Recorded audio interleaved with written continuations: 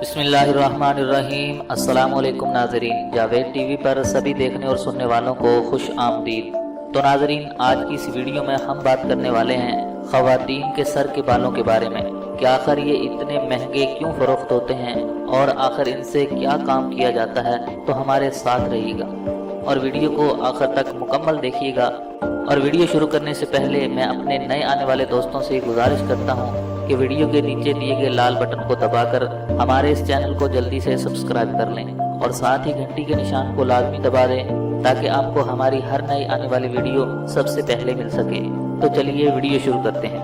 ناظرین، ملک کے مختلف علاقوں میں گلیوں اور بازاروں میں آپ نے اکثر دیکھا ہوگا خواتین کے سر کے بال خریدنے والے لوگ آپ کو نظر آتے ہوں گے، اور یہ لوگ آوازیں دے دے کر کہہ رہے ہوتے ہیں کہ خواتین کے سر کے بال بیچ لو۔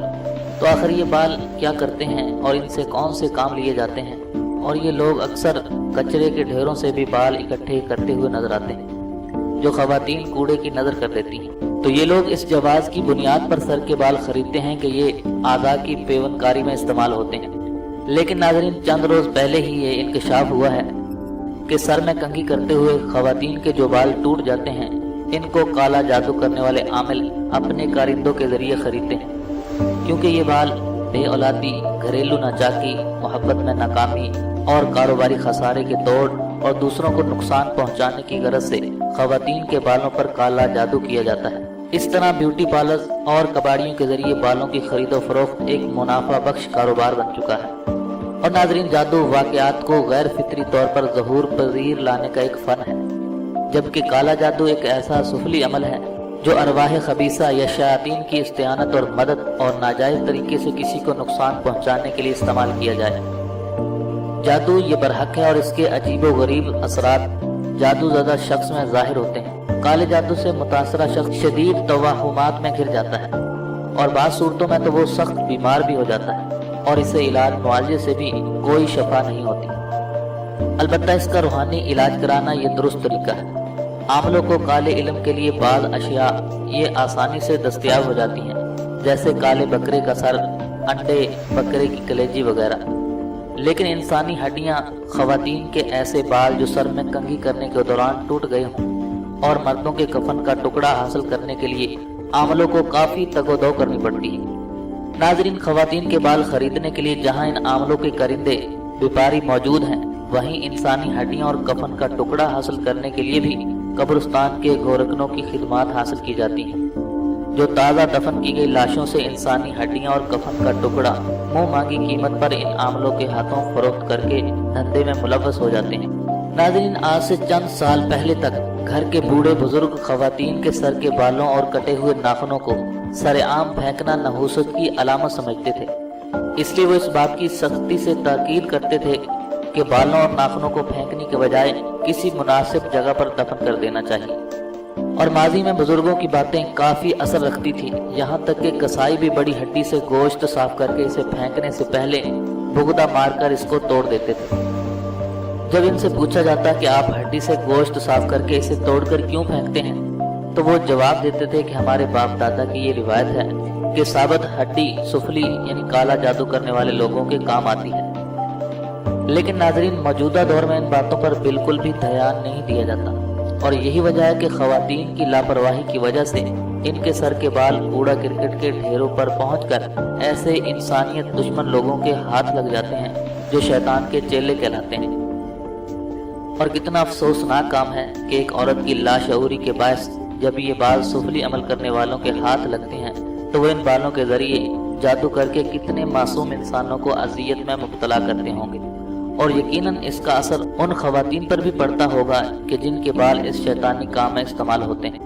اور ناظرین، دین اسلام میں جادو کو حرام قرار دیا گیا ہے، اور اسے سیکھنے اور سکھانے والا دونوں دوزخی ہیں، کیونکہ یہ بندے کو اللہ اور اس کے رسول کے احکام سے دور کرتا ہے۔ جادو کی بنیاد چونکہ گندگی ہوتی ہے، اس لیے اسے سیکھنے کے لیے سب سے پہلے اپنا ایمان فروخت کرنا پڑتا ہے، اور پھر ہر وہ کام کرنا پڑتا ہے جو بندے کو گناہ کی تاریکیوں میں گم کر دے۔ اور اس میں کوئی شبہ نہیں کہ جادو بڑی حقیقت ہے، لیکن یہ انسان کا دشمن ہوتا ہے، اس کی کاٹ بڑی خطرناک ہوتی ہے، اور البتہ قرآنی تعلیمات کے ذریعے اس کے اثر کو زائل کیا جا سکتا ہے۔ नाज़रीन, जादू की हकीकत कुरान में मूसा अलैहिस्सलाम और फिरऔन के वाक़े में भी मौजूद है, जबकि नबी आखिरुज़्ज़मा हज़रत मोहम्मद मुस्तफ़ा सल्लल्लाहु अलैहि वसल्लम पर भी जादू हुआ और इसका असर भी ज़ाहिर हुआ था। और एक रिवायत के एतबार से रसूल अकरम सल्लल्लाहु अलैहि वसल्लम जादू की आला किस्म का शिकार हुए थे। दीन इस्लाम ने जादू के तोड़ के लिए जो रूहानी इलाज बताया है वो मुअव्वज़तैन का पढ़ना ही है। कुरान मजीद की आखिरी दो सूरतों सूरत नास और सूरत फलक को मुश्तरका तौर पर मुअव्वज़तैन कहा जाता है। अगरचे कुरान मजीद की ये आखिरी दो सूरतें बजाय खुद अलग अलग बनी और मुसहिफ में अलग नामों से ही लिखी हुई हैं, लेकिन इनके दरमियान बाहम इतना गहरा ताल्लुक है और इनके मज़ामीन एक दूसरे से इतनी करीबी मुनासबत रखते हैं कि इनका एक मुश्तरक नाम मुअव्वज़तैन यानी पनाह मांगने वाली सूरतें रखा गया है। और ये नाज़िल भी एक साथ ही हुई हैं और इसी वजह से दोनों का मजमूई नाम मुअव्वज़तैन है। ये दोनों सूरतें दरअसल जादू और बाज़ दूसरे शरूर से खुदा की पनाह हासिल करने की दुआ हैं। अगर पूरे यकीन के साथ ये दोनों सूरतें पढ़ी जाएं तो इनसे बढ़कर कोई और चीज़ नहीं है। और उलमाए कराम भी इस बात पर मुत्तफिक हैं कि अगर किसी पर जादू कर दिया गया हो तो वह ये दोनों सूरतें खुद भी पढ़ सकता है और किसी मुसलमान आलिम बाअमल से इलाज भी करा सकता है। नाज़रीन, जादू एक फरेब, खुला शिरक और अपनी नाजायज़ ख्वाहिशात को शैतानी अमल के जरिए हासिल करने का आसान और फौरी रास्ता है। इस रास्ते पर चलकर आदमी दीन और दुनिया दोनों को गंवा बैठता है और मौजूदा दौर में तो लोगों ने इसे पैसा कमाने का एक जरिया बनाया हुआ है। सादा लौह लोग बहुत आसानी से जैली अमलों की बातों में आ जाते हैं और कई बार अपनी कीमती दौलत और इज्जत से हाथ गंवा बैठते हैं। अलबत्ता एक बड़ी तादाद में काले इल्म के माहिर भी मौजूद हैं।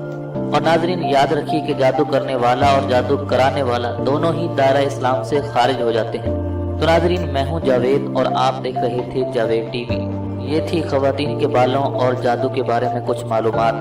तो अगर आपको ये वीडियो पसंद आई तो प्लीज़ इस वीडियो को लाइक कीजिए, शेयर कीजिए और कमेंट्स के ज़रिए हमें अपनी राय से ज़रूर आगाह कीजिए।